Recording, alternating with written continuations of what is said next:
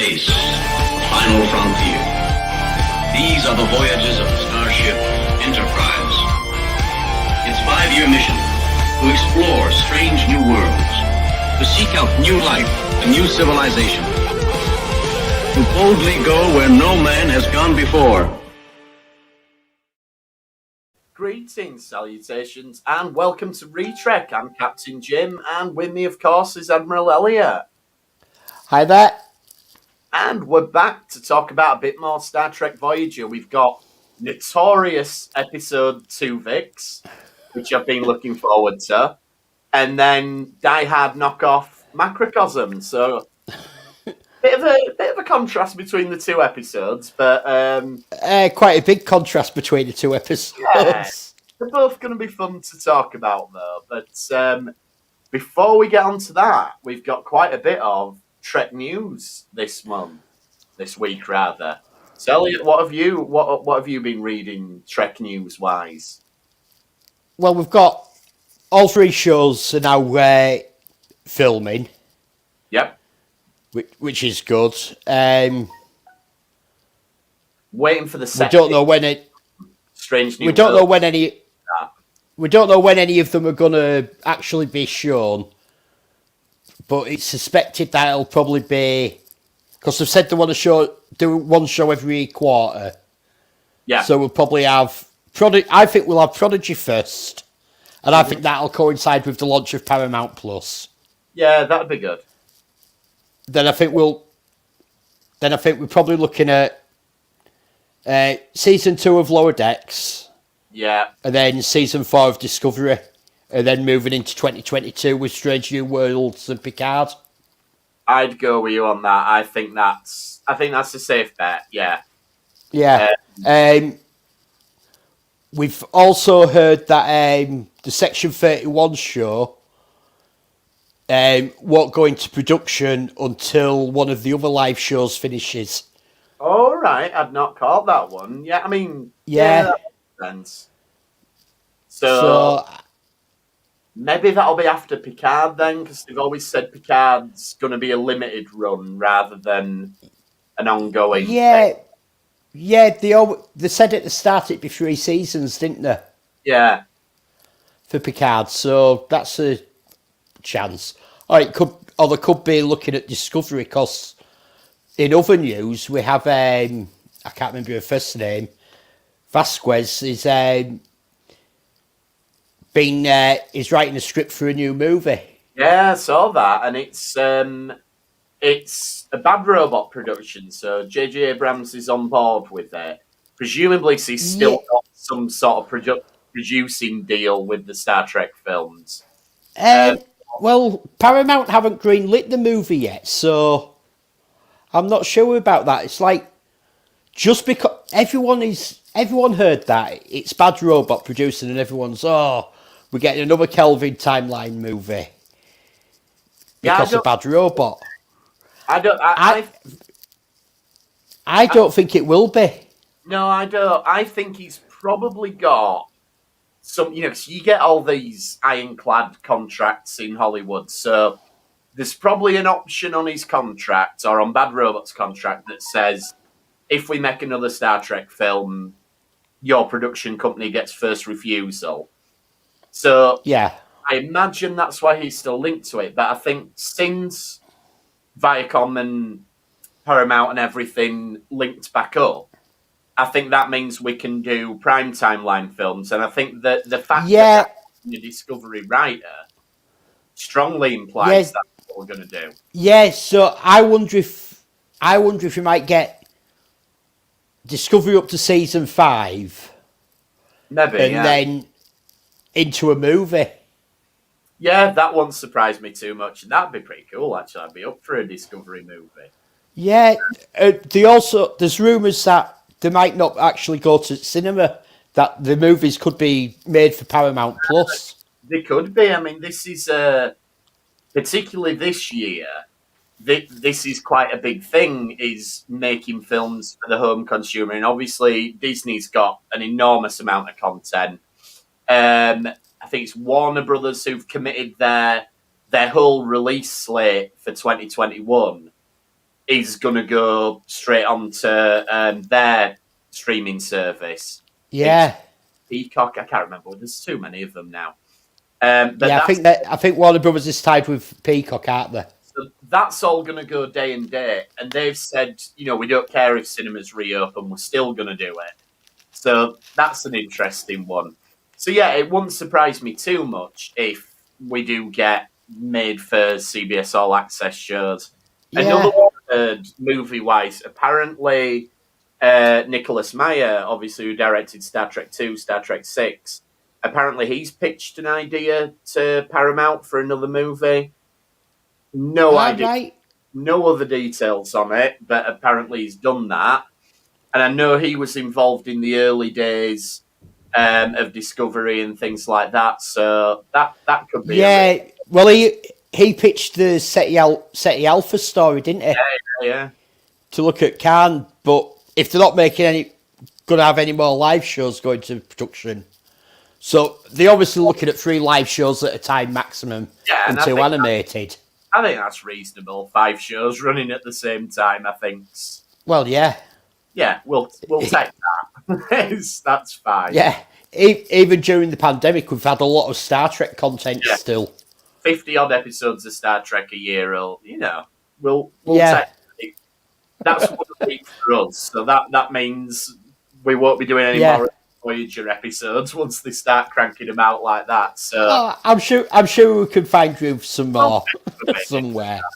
So yeah, let's move on to Voyager then. So first, there are other things. Oh, go on. Sorry, I thought we were done. Go on. No, we've also had Jonathan Frakes has been tweeting a picture since Picard went into production. And we know he's reprising his role in the new season of Picard. And he's tweeted a picture out with him and John DeLacy and... I can't remember his real name, Geordie. Has he? Yeah, he's not said anything, but I didn't realise. He's not put anything down with it.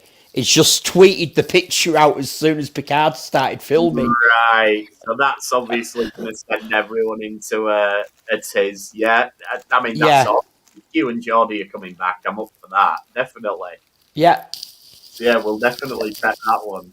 Brilliant. Obviously, the other one that we haven't mentioned is we got a screenshot of Prodigy. Yes, we did. So, showing us the cast, and strangely, no Janeway in the photo. No, they're obviously holding back on that one. Yeah, so much happened. But we don't know anything else about it yet. I mean, there's I don't mind the animation style. Obviously, it looks like a kids' show, but that's fine. It is a kids' show. It's made as a kids' show. I am still going to watch it because it's Star Trek. Absolutely. That none of the species look like ones we're familiar with. Some people have said maybe the one in the middle is the same species as Jailer from Star Trek Beyond. Yeah, I think it's going to be one of those that... unless we get something else released to look at, we're not going to know till the show actually starts. One of them looks a little bit pig-like, so maybe that's a new sort of stylized take on a Tellarite, possibly. Yeah. It could just as easily not be. One's a big guy made out of rock, which I really like because in the New Frontier books, the chief of security is, I think they're called a Brickar or something. And he's basically... He's basically the Thing out of Fantastic Four. So I'd really like it if they made his species canon. But yeah, we'll find out. So is that all the news then? Have I missed something? I think that's all the news that we've got at the moment. We've probably missed something, but... Probably. Been going on all the time. So let's move on then to our friend Tuvix. And for those of you watching the live stream, there he is. So Tuvix then, it is a controversial episode. We'll get into it. Let's start then at the beginning. So Tuvok and Neelix are out collecting flower samples. Now, I think what they're doing at the start of this episode, because we're going to merge them both together is they're really playing up the characteristics. Like Neelix has been really annoying, and Tuvok's been really moody at the start of the episode. And like Neelix starts singing a funeral dirge. He's like, "Oh, I'll sing you a song, Mr. Fulton." That's a funeral song. I don't want to hear it. I'm going to do it anyway. You know? But it's the most cheerful thing I could find in the Vulcan database. Which is fair play, but it's a little bit insensitive anyway. Yeah. But that's what I mean. It's like this is Neelix turned up to 11 at the start. Then they beam him up then, and there's transporter issues, and this is where we first meet Tuvix. First of all, just the look of Tuvix. I think he looks better than Neelix. The makeup, I think it's a bit more... Yeah. He's mad with it. They've done a really good job of makeup here to sort of get both looks into it. Definitely. And another thing that we find out for sure on this, and I was very surprised, is that the uniforms are organic. Yes. That's... I do like it because it's a cool visual, but yeah, I don't really see. I suppose maybe they came from cows if they made of wool. I got the impression that they were sort of what am I talking printed up in the replicator when they needed a new uniform. You'd have thought that, yeah. I just want to put out there that I know that wool comes from sheep, not cows. I apologise. Maybe you're thinking leather. I'm thinking of them Highland cows, obviously, that you get in Scotland. Okay. The uniform thing don't work, but it does look cool. It does look cool. It's a clever little visual that they've done. And he stays in it for quite a while at the start of the episode, so I do like it. And the reason this has happened then is because it's not just them two that's merged it with the plants as well. So it's the plants is what's enabled this to happen. And then we get to know Tuvix, and we quickly find out he's got both of them's memories, but he is a separate individual. They do. He has his own He has his own personality, doesn't he? Yeah, and I mean, it gets into this thing, doesn't it? And, you know, we've talked about this, like, with Picard getting put in a robot body and everything. So, is a person just the sum of their memories? And if that's true, then he is Neelix and Tuvok. Or is there something separate, you know, whether you want to call it a soul or Catra, if you're Vulcan, or whatever you want to call it? Like... Is there something else that means he's not Neelix and Tuvok? He's somebody else, he's somebody new. And that's it's really hard. It's really hard to sort of say here. He describes himself as having his own separate consciousness. Yeah, so that would imply that he's not them two. But everything he does shows that it's the two people. He does security and he does cooking. Yeah, but I mean that arguably comes from his memories. Like, you know, you're a chef, so if I got your memories, I'd be a better cook, probably. But I wouldn't necessarily you. But maybe I would. I don't know. It's all, you know, this is... yeah, but he does nothing to sort of... Oh, yeah, I remember these things about them both. Like, he's still in love with Kes. Yes, he is. And he's still in love with Tuvok's wife. I can't remember her name. Yeah, but see, that's weird, isn't it? Because he says... Oh, well, obviously, I still love Tuvok's wife. But you're chasing after Kes, so you're obviously all right to put that aside and justify it. And maybe it's like, well, Tuvok's wife's not here, but Kes is, so I need to get busy. I don't know. Just on a performance level, and I forget the actor's name who plays... Tuvix, but I think that was a good idea rather than getting one of the actors to kind of impersonate the other just to get a totally new actor. I think it's the right choice. And like the way he does his voice, it sort of fluctuates between the two. Like you get this really hyper, crazy Neelix sometimes, and then he switches to like the calm, logic Tuvok. Yeah, it's Really, really clever performance. And he does say, like, I'm neither of them. But then he calls Kez sweetie, like, that comes in. yeah. He's instinctually acting He's the way. instinctually acting like he does it a couple of times where he acts like one or the other. Yeah, exactly. That you just think that it's almost like the two people are trapped inside him. They're not fighting to get out, but they're definitely both in there. Yeah, and other than sort of on an emotional level, he does it on a practical level at one point. Like he decides, I'm going to work at tactical because my time's better spent at tactical. You need a tactical officer more than you need a chef, kind of thing. So I suppose that's the Tuvok side of him coming out. Like, this is the logical choice.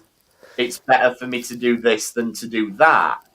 But is that kind of suppressing a bit of Neelix? No, because you still have Neelix goes down to the galley and starts cooking and stuff. And True. Did you notice here? They're trying to cook eggs and no one can cook eggs. Is this something wrong with Starfleet that no one in Starfleet can cook an egg? We've seen Jonathan Frakes as Riker can't cook a bloody omelette, and now we've got the entire Voyager crew can't cook an egg between them. Yeah, maybe it's just difficult, Eggs. Eggs can be tricky depending on what you do with them. I think, right, a poached egg can be tricky. To get a poached egg right, I mean, obviously you're not good at this because a poached egg can be tricky, but a fried egg, an omelette, some scrambled egg, a boiled egg. Yeah, I can do them. It's the poached ones sometimes I don't get the timing right, and I don't like them little things that you can buy for your pan that they put them in. Like, I'm not down with them. If you're going to do a poached egg, get your pan and do it properly. Anyway, I'll give you a handy boiled egg cooking tip for when you can go back to work. there you go. If you fancy boiled eggs for your supper, put a couple of eggs in your kettle when you make your morning cuppa, and then when you come home from work, take them out and they'll be boiled perfectly. Okay. Interesting. Because that temperature they get to, and then the cooling down of the water through the day as it cools down, cooks them just perfect. I don't really want my tea tasting like eggs for weeks after. It doesn't, because you're in the shell. Oh, of course they are. Sorry, I was thinking of poached eggs again. But you're right, yeah. Still, I'm not sure Chloe would be happy with putting eggs in. I say they're in shell. Anyway. Yeah, but there's definitely something missing at Starfleet Academy. They need a course on eggs. They do. Absolutely, they do. So I like the Doctor's reaction to all of this, which is, he goes, yeah, okay, you've got the best bits of both of them, but you've got the worst bits as well. You're getting on my nerves. So, yeah. I like that. There's always the one who brings a bit of sense to it all. And Janeway, understandably, don't want to assign him to the bridge. That makes sense at this stage. It's a bit of an unknown quantity, I suppose. Yeah, it's sort of like, what is he? What is he? Should he be here? Yeah. Because she doesn't assign Neil. Because, like, what are we? We're on 2 years in here, and she hasn't assigned Neelix to the bridge. He's still stuck in the galley.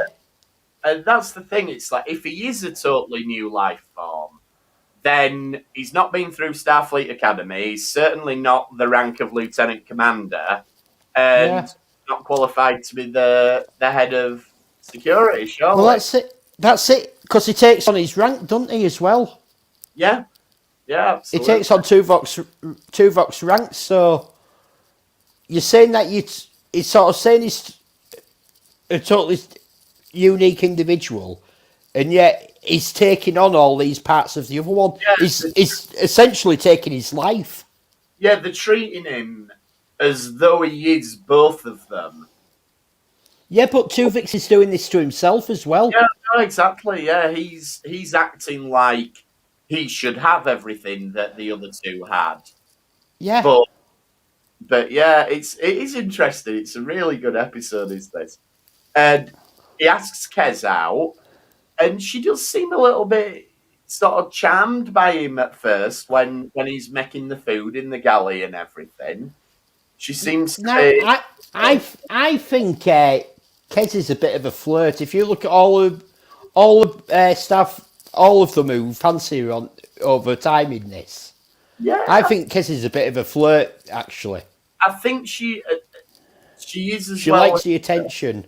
With Tuvix, I do think she not leads him on, but she's maybe a bit too familiar with him. I think she lets the Neelix side of him think that everything's going to be okay Yeah, a bit longer than maybe she should do. But I like the contrast again between the two characters. So the two characters within the one character, because it's like the Tuvok side of him starts reorganizing the galley. It's like yeah, they're not in a logical order, and I've improved the recipes and all of this stuff. So it's really well done, like all the little bits of how the characters might contrast and everything. And then, here we go. Chakotay's saying of the week, he says, the whole is never greater than the sums of its parts. Now I've heard that previously. I've heard it So though. Like you can also say it's greater than the sum of its parts as well. yeah, But I like that we get a Chakotay quote about it. I'm surprised they don't have a little story, but he should have a story about this. Should. The By time that the ancient warrior merged with his spirit guide. that'd have been brilliant. And then You see, they messed up here. They missed a golden opportunity for a spirit guide story. absolutely could have done, but there we go. So just the whole is greater than the sum of the parts. But it kind of does show that it can be greater, because Tuvix solves a problem that they say, well, Tuvok could have took longer to do that, because he plays a hunch, he plays a bit of intuition. Yeah, Rather than doing everything logically, he thinks, "Oh, right, yeah, we'll go that direction." So I like that. I think that's an interesting thing, and it kind of shows Chakotay's quotes not necessarily right. Then we get the Doctor and Harry, they try and separate out the orchids, but it doesn't work. So this is where the idea first comes up of, well, it might be Tuvix forever. Like they've pretty much been treating it as, well, it's a transporter accident, we're going to fix it, it's just temporary. But this raises the issue of, well, it might not be. And the Doctor talks about, I feel like I've lost 2 patients, which, yeah, it kind of has. yeah. It's has he lost 2 patients because he's still got Tuvix there? This is where it's really difficult, isn't it? I mean, we'll get onto it when we get to the end, but I know how I perceive the events and everything. But yeah.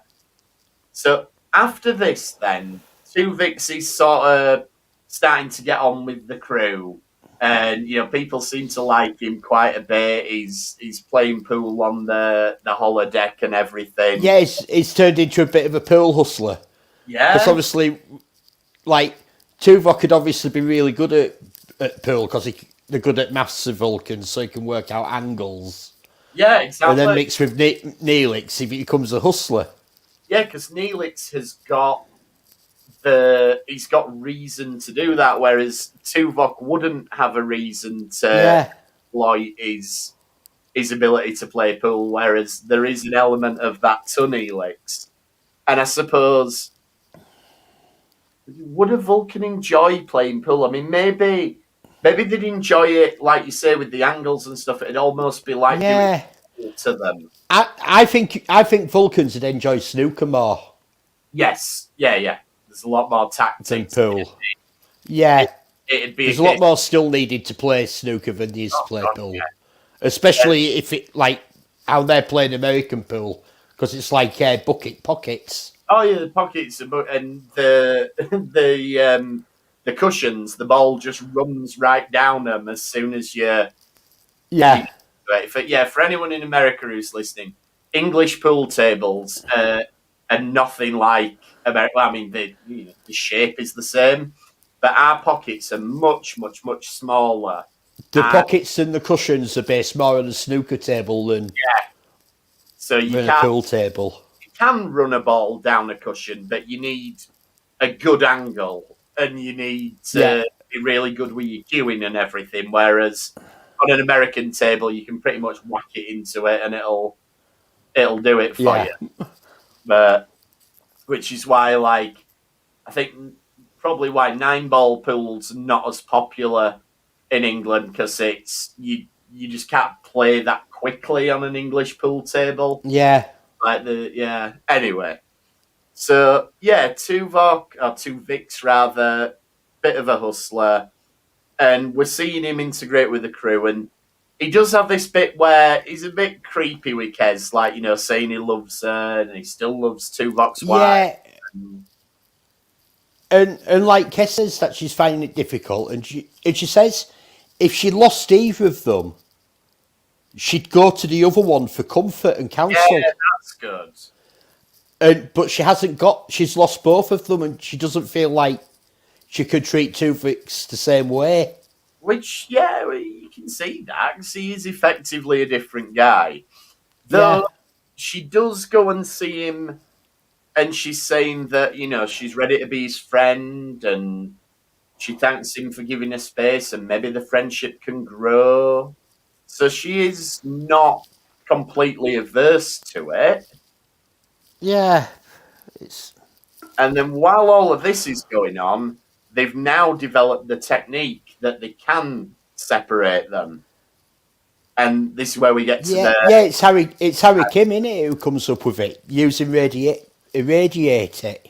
Yeah, they do give like a big explanation, don't they? And, they're going to irradiate the orchid cells in him. Yeah. So they can separate them out. It'll let them pluck a bit of it off, but not the other bit. It's okay. But then Tuvix says he don't want to die, which I think is fair play. Yeah, but Janeway then goes, I will make the decision. Now that's a really interesting idea, isn't it? Like, he questions whether it should be her decision. And I'm with him on this. I don't think, in certain situations, a captain can order a member of their crew to die. If it's, you've got to go repair that warp core, or we're going into battle, or something like that. We're about to be taken over. The escape hatches aren't working, but I'm self-destructing the ship anyway. Yeah, exactly. So there are certain circumstances where a captain can do that. But I don't think she can in this, because this is my take on it. What? Basically, the chain of events are Neelix and Tuvok have a transporter accident and they both die. In the same accident, a new life form, Tuvix, that has their memories, but is nonetheless a separate person, is created. And what Janeway is effectively saying is, I'm going to kill this new person to bring what Janeway's the old people. Like, what Janeway is saying is that her two crew members are still there, because if they can reverse this and bring them back, they aren't dead. Yeah, but that's true of anybody who's died, isn't it? If you could reverse... If there's this transporter accident that has merged the two of them into one, and they can reverse that transporter accident and bring them back to the two people. Yeah. So they're not dead, are they? But there's no resuscitation. There's no resuscitation being done here. They're just separating them back out, so they're not actually dead. But they are dead because they're... So Janeway is making a decision because she's treating it as she has two injured crew members who can't speak for themselves, so she's making a decision for them. I get that, but I think the fact that it's created a new life form and a new person means that they... Oh, she's as guilty as hell of murder. Yeah. I think they, as individuals, I can argue why she did what she did. I can see where she's coming from. But and I can see her reasoning, but no, she murdered him. yeah, I think she's totally wrong. And he says But it'll be an execution. And yeah, but then she says, "Well, aren't you killing Tuvok and Neelix by carrying on living?" Well, no, he's not. He didn't ask to be created through this accident, and that's like saying, right, you're killing someone because you could donate all your internal organs now, and that could probably save people who are dying. It'd kill you, but you're not killing somebody. Like, there's probably, not to be horrible, but there's probably somebody out there who needs a heart transplant right now who will die because there isn't one available. But I'm not murdering that person by not giving them my heart. You can it's a really good Star Trek dilemma, is this? But I can see it. I can see the sides of it, and I think it comes down to: do you think Janeway murdered Tuvix or not? I think she murdered him. Yeah, regardless of what the outcome was, I think. Yeah, regardless of the outcome and regardless of the reasoning that she put behind it, she murdered him. And even like Tuvix has to be dragged from the bridge, basically. Yeah, which is awful. I mean, before and he's there to them all. How can't any of you see how wrong this is? Yeah, that's shocking as well. Like, everybody's pretty much agreed we're going to do what Janeway says, and they all just look at him like he's a piece of shit. Like, they're not even acknowledging him. It's like they've put the blinkers on to the whole event that they've chosen to turn a blind eye to it, and even though they have forged friendships with him and everything, and it's just so cold and awful. Before that, Tuvix goes to Kez and goes, "Will you talk to Janeway for me?" That backfires a little bit because he obviously thinks he's going to talk Janeway round, but instead she goes and starts crying and says, "I want Neelix back." I think if Kez had gone to Janeway and said, "Yes, you shouldn't do this," yeah, maybe Tuvix, that she wouldn't have. But I think that Kez is the one who is ultimately to blame for which decision Janeway made. Yeah. And, obviously, as we say, you get all this stuff on the bridge and everything. But I like that the doctor refuses to do it. Yeah. He says, the patient, I'm a physician. I can't commit harm to a living being. And he's refusing to treat this procedure. Yeah, and this is the other thing as well. Like, Janeway makes this decision that she's going to kill him, but she doesn't give him, she doesn't say, "Right, I'll give you 24 hours to get your affairs in order and say your goodbyes." It's like, no, now, and I'm going to kill you now. Like, what? It's crazy. So ultimately, Janeway does do it. We see that she has a little bit of she looks guilty a little bit at the end. I can sort of see where she's coming from, that I'm the captain, I'm taking it on my shoulders, I've got to do this. Or she thinks she's got to do it for the great crew and everything. Like, I wish this episode was a few minutes longer. Yes. Because the episode ends with basically the Neelix and Tuvok beaming back in and Tuvix is gone. And all you get is Tuvok goes captain and Neelix hugs Kess. And I'd have liked to have heard, because if Tuvix has really had their memories, they must now have the memories of being Tuvix. Yeah, so exactly. That's why I'd like to know how they felt about Janeway killing Tuvix. Yeah, exactly. And it isn't ever explored again. It's never looked at ever again. It would be interesting, and it'd be really interesting if, for example, Neelix was like, "Oh, thank you so much. I'm so glad that I get to come back to Kes." But Tuvok was like, "Well, wait a minute, that wasn't the logical thing to do, you know." That wasn't the logical thing to do, and it was wrong, and you committed murder. Yeah, You committed exactly. murder for me to live.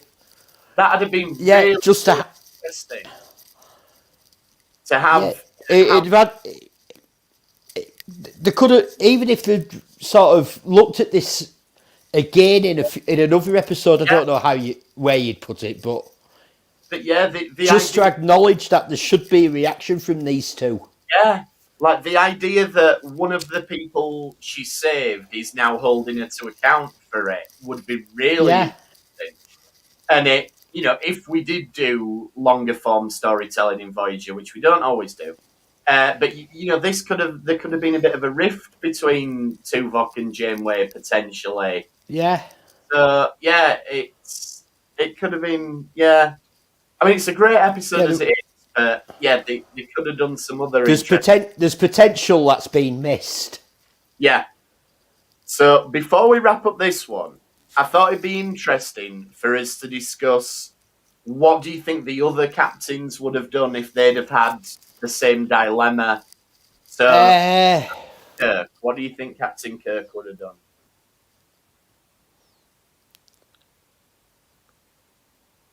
Kirk could have done the same as Jim, where he wouldn't have had all the and ahhing about it beforehand. He'd have just gone, yeah, just do it, Doc.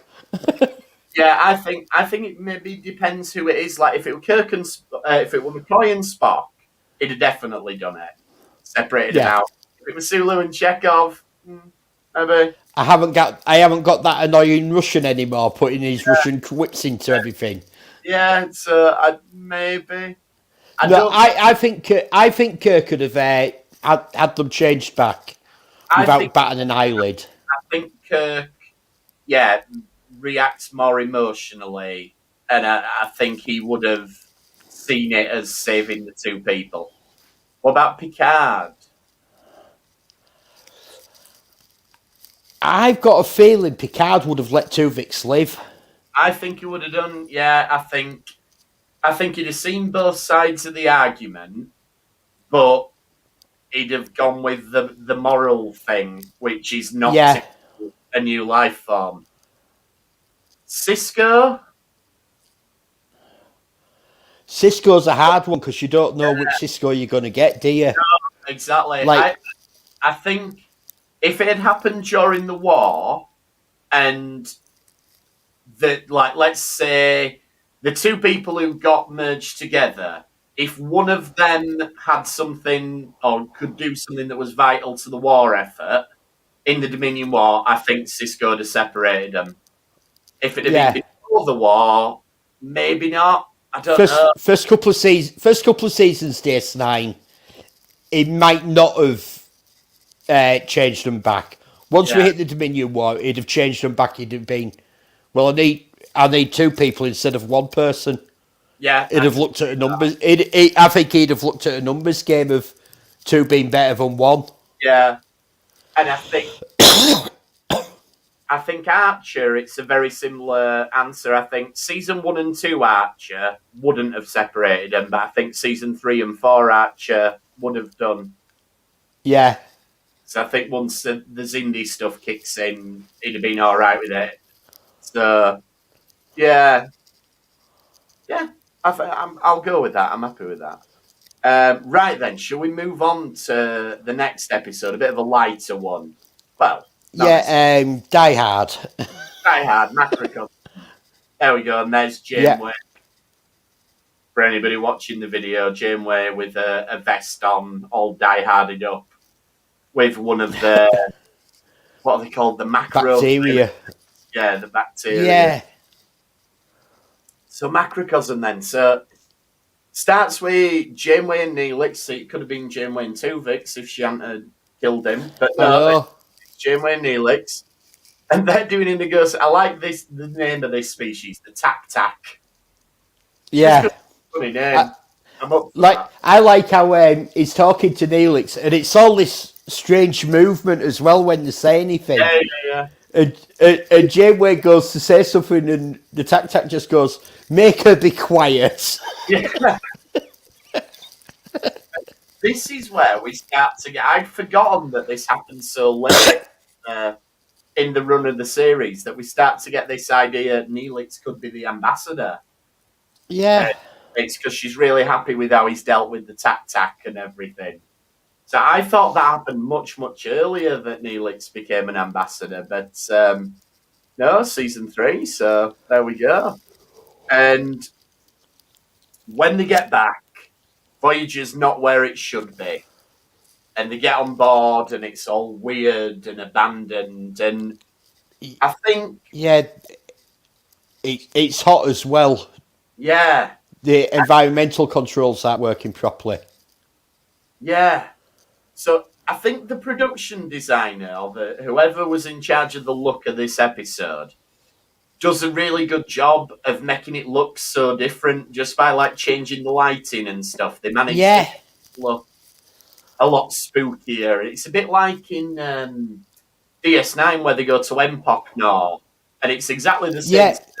But they just make it look... They just light it differently. Yeah, or when they do the flashbacks to the occupation, and we see DS9 when it was Teroknar, and so yeah, I think they do a good job of that, and we get Janeway and Neelix wandering round and all this weird stuff, and then they're looking round for signs of life and everything. And they find the way to Ensign Wildman's quarters, and she's got a video running of Neelix, and he's like, he's Morning Voyager. Yeah. Oh, she's one of my most loyal viewers. Like, what's the crew of Voyager? 120 people? Well, you'd hope that most of them have probably got nothing else to watch in the quarters, that they might all put it on once in a while. And the other thing is, they've obviously gotten rid of, like on Netflix now, if you watch more than 3 episodes, it says, "Are you still watching?" And you have to click to say that you want another episode. So they've obviously got rid of that in the future. So it's you want to watch Neelix's show, you can watch it all the time on repeat. It'll just go on a repeat loop. How long have they been away at this point? They've been away for quite a while on this mission, and I get the feeling that they've been away for about a week or so. Yeah, so she started watching it. I know, it didn't happen straight away, but so this has been going quite a while. So I'm guessing it is on repeat. Neelix is there. We subscribe. Well, Neelix says that when you put on his Good Morning Voyager show, until you turn it off, it just repeats itself over and over continuously. So it's obviously hacked the system to make it do that. Yeah, you can't turn him off. It's just awful. You have to put like a sheet over it. Yeah. And put earplugs in so you can't hear it. So then, they start to piece a bit of it together. So they find a few fragments of non-human DNA on the transporter pad. And at the same time, we're getting the weird buzzing in the turbo lift. And then it's kind of like in Ghostbusters, like where Slimer gets him and he goes, "He slimed me." The Neelix basically slimed, and then it's gone. Yeah, I think it's a funny episode. Like, it gets me that Neelix just before this, he's sort of like, I can handle the heat and... Yeah. And I can handle it, big insects and... Well, it can't, can it? What gets me, though, it's making this buzzing noise like an insect. Yeah. But it's not an insect. No. And the buzzing of insects comes from the wings flapping together, and this thing has no wings. Like, it's really weird how it flies. I don't understand how it flies anyway. I'm entirely sure. It reminds me of them things, that Stephen King TV movie, The Langoliers, where they were just like flying meatballs and stuff. Yeah. That were a weird one, The Langoliers. It were We've all got right. the wrong layout on. Have we? Oh, what's happened there? Oh, hang on. There we go. That's one. So, yeah, the Langoliers, the weird CGI things. Anyway, these look a bit like that. So they detect life signs, and there's a nice little callback where Neelix mentions the fact that he's only got one lung. Yeah, it corrects Janeway, doesn't she? She says that you're getting fluid on your lungs, and he goes, lung. Yeah, brilliant. So nice little bit of continuity. And then this is as far as Neelix makes it into this episode. So he gets taken, and there's just loads of gunk left behind on it, which means that this is where Janeway can go full on Die Hard. So she goes to engineering, and then you just get this scene with her like tooling up like that bit out of Aliens, where she's going down in lift to get Newt back off the tree. Yeah, it's top comes off, and the second top comes off, so she's only got a vest, and she's strapping ammo belts on and getting the phaser rifle. Phaser rifle, you need the full on. Yeah. So that's cool. You know, the good thing is we're not dressing it up, or we're just like, yeah, we're doing Die Hard this week. Yeah. We're going for it. Like they did in TNG with, what the episode called? Oh, we looked at it. I know which you mean, where they're having the barium sweep. Yeah, that's the one, and that's just Die Hard. That's going to annoy me now. I can't think of that episode name, but anyway, we'll get there. So yeah, I love that it's just full on. Let's go for it. And there's some cool camera angles and stuff. Like we've talked about the buzzing things, and we're not quite sure how all that works. But you get like a point of view shot of the thing flying around and looking at Janeway. Yeah. And what that gives us is like some cool angles of the ship that we don't normally see. Like, because they're shooting from funny angles, aren't they? Yeah, and so you get to see the sets and stuff. And I imagine people who like you are with your models of the ships. I bet anybody who's really into the interior design would love this. Yeah. Like all these different angles, and it's stuff like, because obviously, not to burst anybody's bubble, but Voyager's not a real starship; it's a TV set. Jeez. So there's always angles that you don't see, because that's where the camera... should have put spoilers up before you said that. I'm sorry. There's always angles you don't see, because that's where the camera is. So when we get angles like this, where it's flying about, we're getting to see bits that we don't usually see, because that's where we're usually filming it from. So I love stuff like that. Then she finds the crew, and they're all in the mess hall and everything. And Chakotay's got this whacking great big, I don't know, like a big goiter on himself that's got pus and all sorts coming out of it. And she manages to take out one of the bugs, though. So, I'm going to call them bugs. I know they're not bugs. Yeah, I suppose you can call them bugs because they're bacteria, aren't they? Yeah, there we go. Yeah. Or viruses. So you can call it a bug. There we go. We'll stick with that. She gets to the doctor, and he tells her it's a macrovirus. And it's changed from a microvirus to a macrovirus. And this is where I think the episode loses a bit of momentum. Like, we get these extended flashbacks, don't we? Like, we get the doctor starts by talking about his away mission. Now, that bit's pretty cool. Like, I love how he's telling him everything when he's walking around. Yeah. And she goes, like, you don't need to do that, it's fine. You don't have to tell us every single thing that you see. You don't have to tell us what type of rock the cave is. Yeah. I like how excited he is to be on his mission, so that's cool. But, I mean, just the fact that we get a flashback, I don't really think we needed it. Like, I'd have been happy with just a full episode of Die Hard.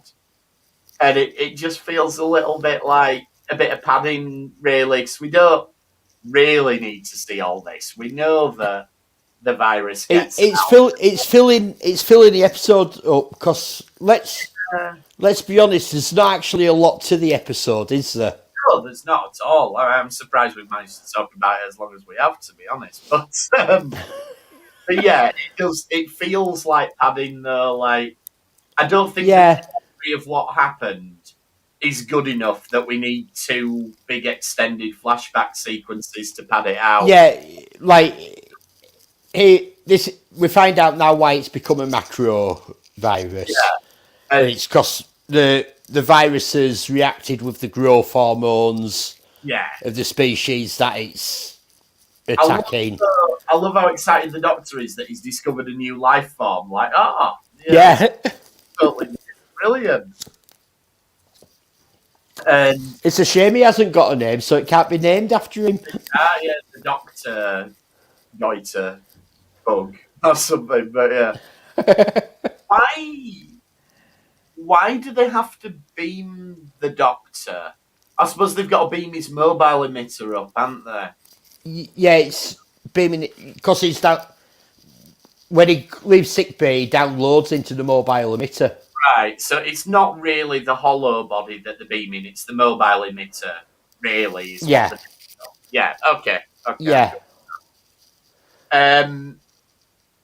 The virus gets into the transporter buffer because the Doctor didn't purge it fast enough. So that seems a bit of a crap security, Yeah, like really. The biofilters are meant to be automatic. You're not meant to have to purge it yourself. Yeah, you got to do that after every time, like that. Yeah, not. I think that it's just for the plot. I think you'd be hard pressed to find another instance where after the beaming up, you see whoever beams up go purging the emitters. Yeah, exactly.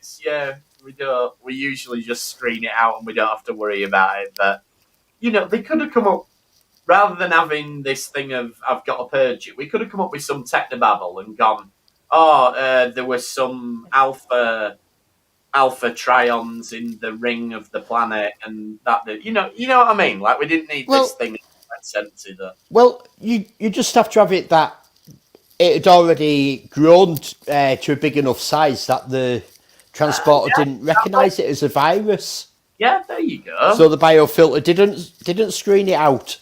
Yeah, there we are. And we liked getting Neelix slimed so much that we do it to B'Elanna now as well in the flashback. So like there's things obviously going wrong with the ship at this point because she's been called to galley where for some reason Tommy's the cook while Neelix is away. Of course, yeah. And I've managed to do this to a pot roast. The pot roast for everyone outside of America is just a piece of roast meat. Yeah, it's not in a pot, so it's Yeah. I could manage a pot roast. But, yeah. So B'Elanna gets gunked, and the virus is attacking the bio gel packs of Voyager itself. Though I like it when they do something with the gel packs because they made a big thing of it in the early days. Like we've got this bioneural circuitry, and so I like it when they acknowledge it and they do something with it. So I mean, they don't do a lot with it, if we're being honest, but. To be fair, I think it should be the sort of system that you shouldn't have to do a lot with it. It should be quite reliable. If something was going wrong with it on a almost weekly basis, it'd be that was stupid technology to fit. Yeah, you're right. It's almost as bad as a transporter. Yeah, it is. We've got to purge the gel packs every time we do anything with them. Yeah. So in the present, Janeway's going to let the Doctor run the tests on her, and we go back to another flashback with the viruses spreading everywhere, but they managed to keep it to deck 2 for the time being anyway. B'Elanna's got the goiter things on her that are pulsating and everything, and then we get the macro flies. So that are coming out of them. Yeah. It's all quite icky. I quite like how icky it all is. and a big one gets out in sick bay, and you get this thing of the doctors sort of fighting it, and early CGI, the eye lines. Yeah, They obviously the know what the CGI of these hasn't stood up to the test of time at all. No, I mean it wasn't great at the time, but yeah, No. I mean, we've said this no end of times. Like CGI age is so much worse than practical effects, particularly early. Well, this was bad at the time. It was like I remember seeing this for the first time and thinking that looks crap. So it was never going to stand the test of time. No, it's like, and much as I love Babylon 5, but the effects in it are just, the CGI was really, really bad. But it was, I get why they did it. It was because they wanted the dynamics of the movement that you couldn't get from models. But the drawback to it is that it just looked. It'd have been all right if it had been an animated CG thing. And same with these. These look all right if everything else was CG, but they're not. They're in the real world. Yeah. So anyway, never mind. So loads of them escape from the mess hall. The doctor can't get to the crew to administer the cure. And the attacking the doctor out there. They can sense his infrared coming off his hollow emitter. Yeah, off his hologram, and that's what they're attracted to. Yeah, why didn't he just make himself so they go through him until he gets to someone? And I suppose he got to because they were actually hitting his hollow emitter, so he was in danger of actually being wiped out. You're right, and he'd need to carry the hyper spray, wouldn't he? So anyway, so him and Janeway in the present are going to set off to do it all. The Tac turn up. And they're going to purify the virus. So they're having nothing. They're like, right, anybody who gets it, we just vaporize them because... Yeah, we've been to colony where you found it in the first place, and we've killed all them. We've destroyed that mining colony. They're purified. You're next. The Tac are just crazy. They could have become like Star Trek's biggest villain. But Jamie manages to talk them round, so that's good. And they do quite a good trick with, we'll have this holodeck program and we'll trick the virus into thinking that they're real people, and that'll... Yeah, well, if they're attracted to infrared, but surely with all the stuff on board, they could have just made anywhere infrared. Infrared lighting. They want to have the sexy beach people on the holodeck. Yeah.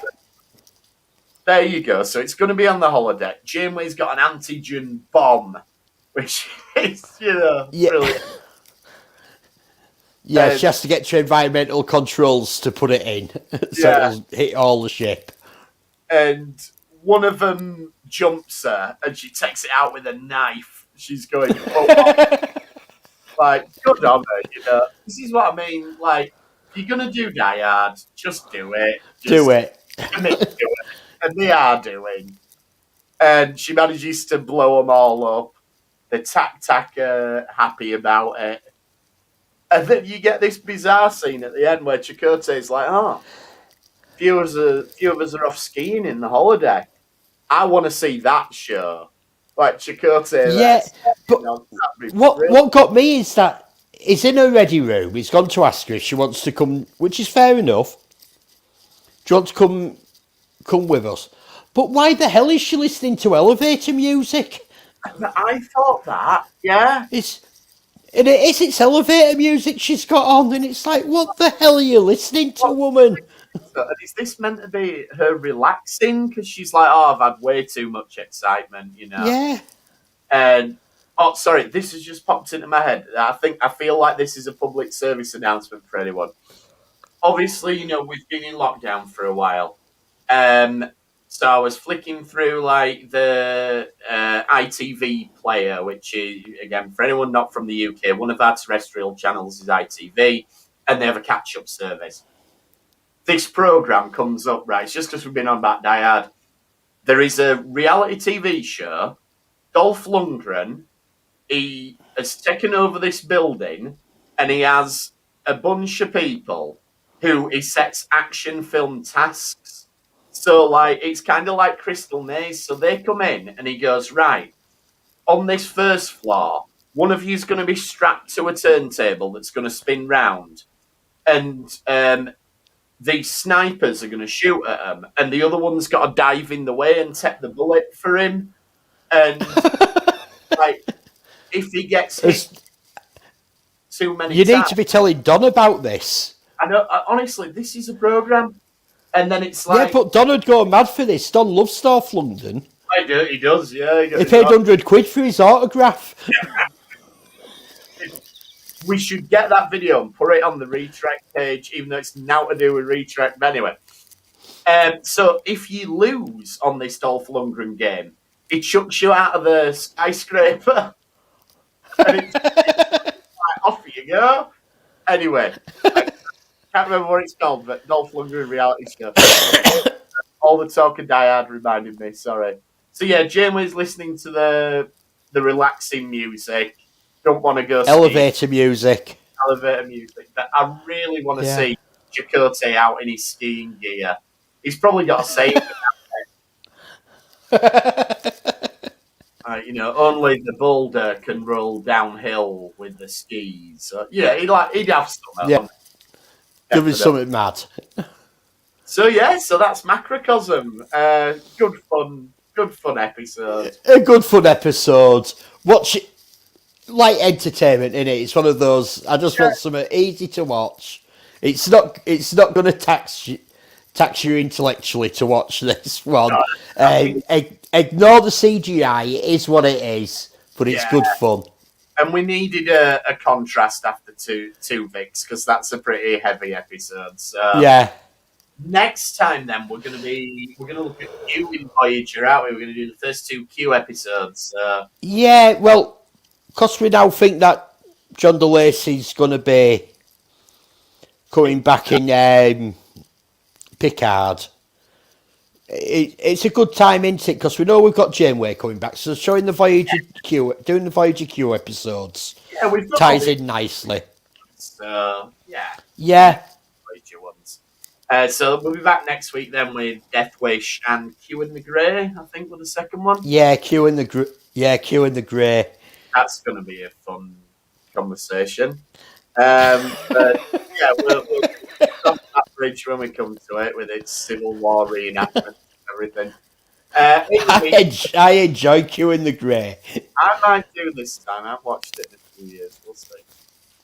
So yeah, you can get in touch with us. We're on Twitter at RetrekPod. You can email us retrekpod@gmail.com or find us on the Facebook group. Search for Retrek. This video, along with the others that we've done, will be available on our YouTube page, which is in the show notes on the podcast. And Elliot's also got Retrek Modelling Studios if you're interested in building Star Trek models, lighting them, and all the other fancy stuff that you're doing with them. Some excellent stuff on there. So, thanks for trekking with us this time, and we will see you next time on the Retrek. Thank you. Bye-bye.